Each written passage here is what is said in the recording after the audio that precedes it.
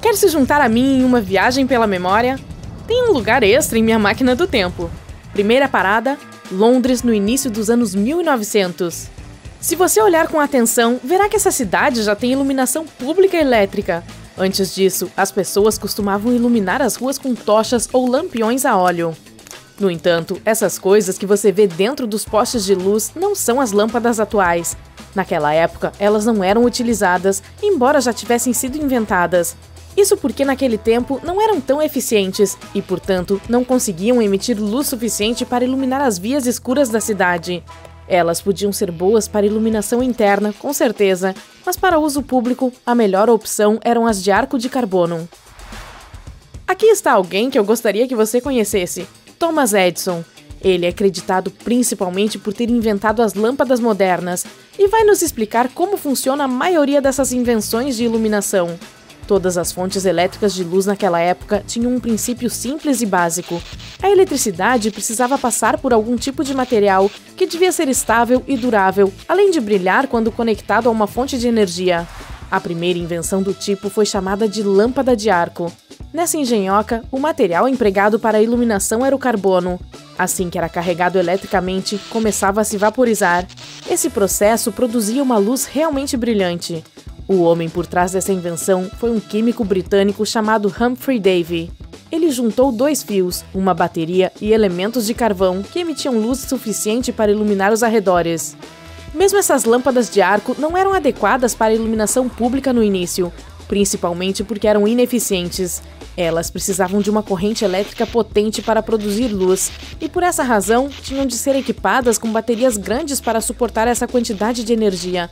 Tudo isso tornava as lâmpadas de arco difíceis de operar e também muito caras.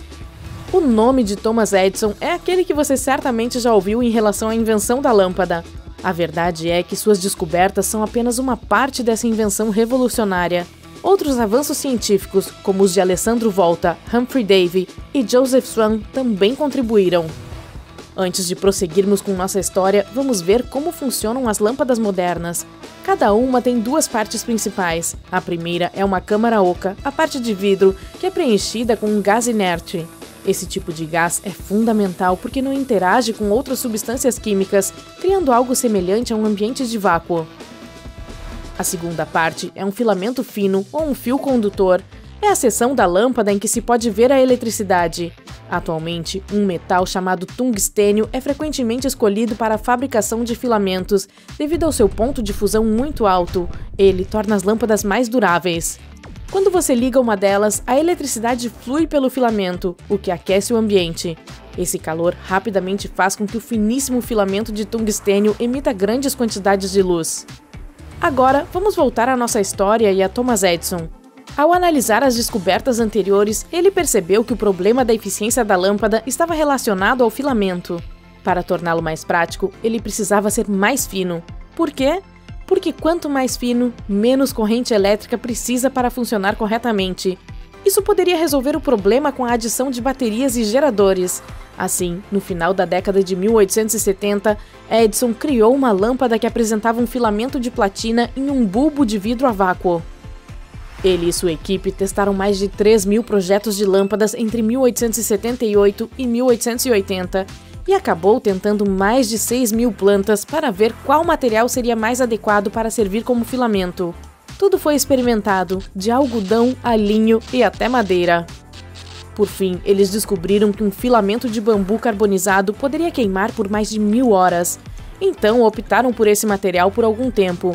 Mas itens mais duradouros, como o tungstênio, o substituíram no início do século XX. Atualmente, as lâmpadas comuns podem durar de 1.000 a 2.000 horas. Mas há uma delas que é famosa por quebrar todos os recordes. A história conta que, em 1901, uma pequena lâmpada foi colocada no teto de um quartel de bombeiros em Livermore, Califórnia. Era uma de 60 watts usada na época para iluminar os caminhões de corpo de bombeiro mesmo durante o dia. Por isso, ela quase nunca era desligada. Esse pode ser um dos motivos pelos quais durou tanto tempo. Outro motivo para essa longevidade é sua composição. Seu filamento, em particular, não era feito de tungstênio, mas de carbono. Ao contrário dos metais, ele conduz melhor a eletricidade quando aquecido. Além disso, o filamento é muito mais espesso do que os que vemos nas lâmpadas modernas. Não é preciso dizer que ela está funcionando desde então. Atualmente, tem mais de 100 anos. E tem até seu próprio site oficial, embora não seja atualizado desde 2018. Hoje em dia, nós a chamamos de lâmpada do centenário, e a razão pela qual tantas pessoas comemoram essa invenção é sua incrível capacidade de resistir ao teste do tempo. Não seria ótimo se todas as lâmpadas durassem tanto tempo? Infelizmente, isso não acontecerá porque vai contra uma estratégia de negócios usada com frequência atualmente. Ela é chamada de obsolescência planejada. Por mais interessante que possa parecer, na verdade é um truque. E se concentra em produtos feitos para durar um determinado tempo. Eles param de funcionar artificialmente e o período em que funcionam adequadamente é definido desde o início. Eventualmente, será necessário consertá-los ou substituí-los, e a longo prazo, as pessoas acabam comprando mais deles.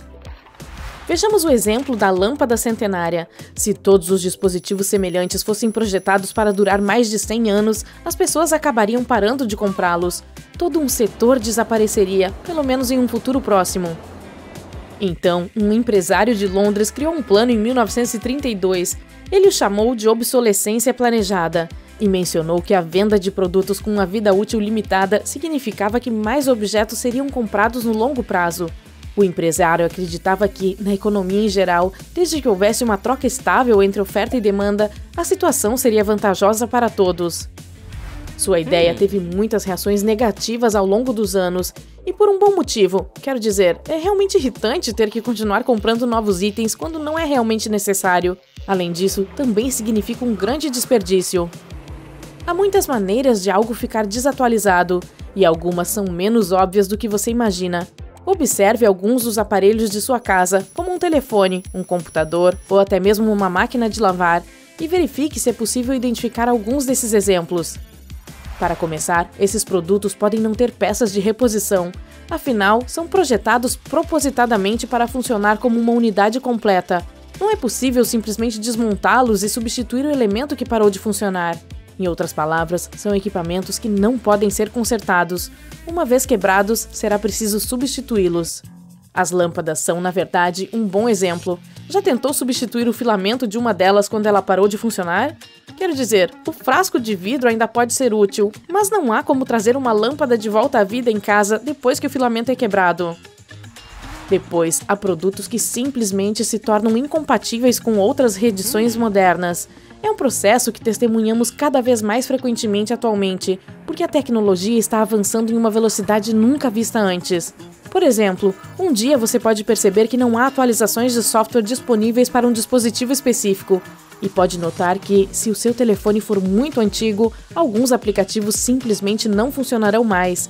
Isso ocorre porque, na maioria dos casos, estão usando tecnologias mais novas que não são compatíveis com dispositivos mais antigos.